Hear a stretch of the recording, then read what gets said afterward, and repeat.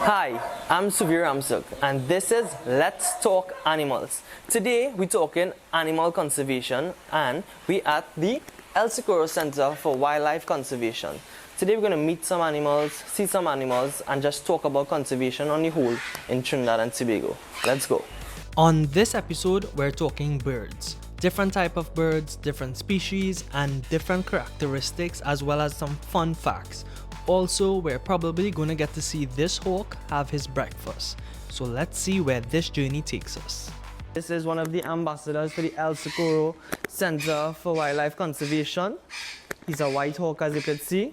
What happened to him is he got shot and his wing is actually broken in about 4 places, as well as he's blind in the right eye. But he's such a beautiful creature that I think anybody, if given a chance to interact with him, should definitely come and do it. White hawk. This is Oreo. Oreo is a white hawk. It is native to Trinidad. And we've had him for 11 years and he came in about 5 to 8 years, so he's probably 24 years old. Blind in his right eye. And this wing is broken in 4 places, so he can't fly. So we made him an ambassador and he's been one of our most popular, famous ambassadors. Next up is the channel-billed toucan, built-in thermostat. The fun fact about them is that the large, vibrant bill acts as a radiator, allowing the bird to control blood flow to regulate body temperature. The Amazon parrot. Fun fact about them is their vocal talents. Known for being talkative, they can mimic voices, songs, and the household sounds like microwaves. They are very famous for being screamers with loud calls at sunrise and sunset. The black vulture, or what they call in Trinidad, the kobo. I'm here in the cage. The 3 of us here are 3 black vultures, 3 black American vultures, right? And you know, a lot of Trinidadian people might know it as kobos, but as we got the explanation, it's actually not a kobo, specifically because kobo stands for the French word of Crow.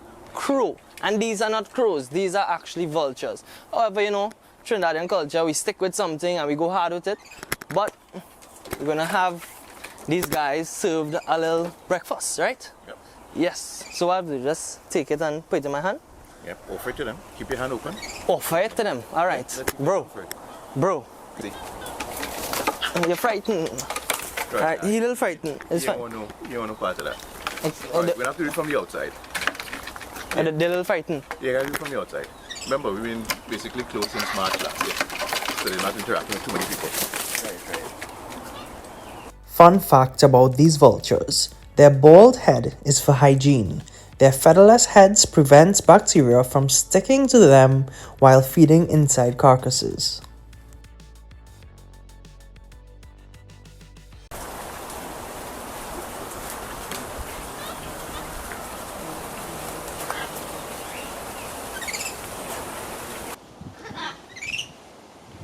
Take it from the next one hand before my Come in. Come on. Good boy. So this here is the gray-lined hawk, also known as tigre, right? Yep. And target rats and mice, small birds, lizards and snakes. We have with me a sub-adult gray-lined hawk, and his name is Tigre. He's not fully brown when they're born, you know, they are brown when they're born, not gray. And then you can still see the brown on them is because he's a sub-adult and he's still growing. So he still basically have some brown to lose before he could become fully gray, right? This guy is really nice. This is one of the native hawks found here in Trinidad and Tobago. And as you can tell, he's quite aware, very reactive. Doesn't even like people to pass behind him. Hence, you know, we don't have anything going on at the back of him. He's one guy I definitely don't want to get vexed.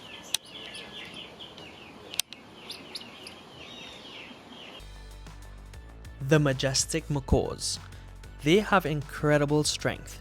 Their beaks are powerful enough to crush hard like nuts like Brazil nuts and even human knuckles with ease. Another fun fact, macaw lakes. In the wild, they gather at clay lakes in the mountains to eat dirt, which helps neutralize toxins from their diet of fruits and seeds. Here's a picture of what that looks like. As you can see, all the birds here at the conservation center are treated well, taken care of, and their wellness and well-being are sought after.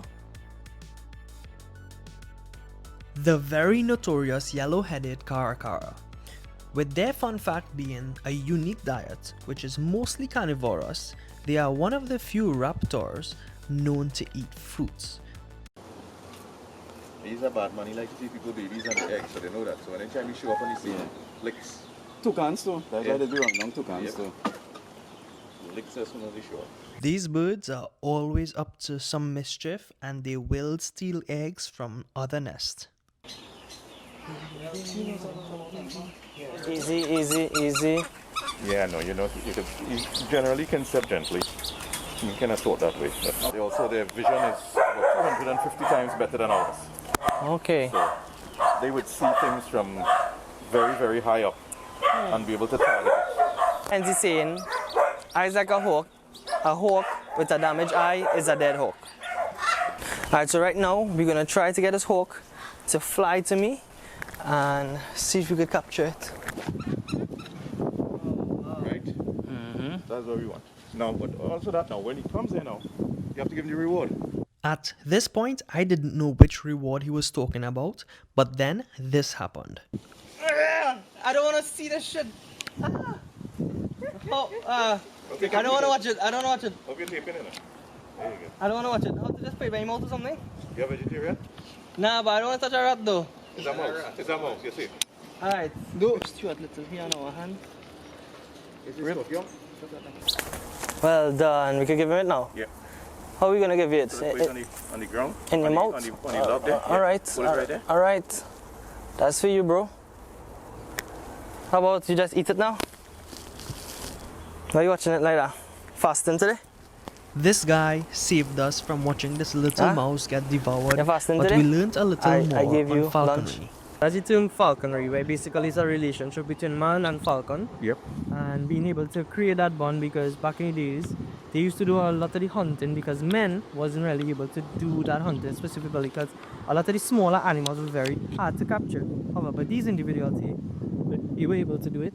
Hence the relationship between man and falcon became. Falconry is an art/sport that sparked more than 4,500 years. Some of the oldest civilizations were met with it, and they could run down a rabbit. But they saw these birds catching rabbits and these small animals, and they found a way to capture these animals and develop a relationship with them, where the birds would catch the animals for them. So they have hawks, they have falcons, and they even have eagles. So the people out in the Far East, they use eagles to capture wolves and sheep and stuff like that. So it's for a lot of cultures, it is very essential for their survival because they don't get meat. They don't. Okay, especially when there's a cold regions that the meat, you're not going to get any vegetables to grow. They're not going to be farmers.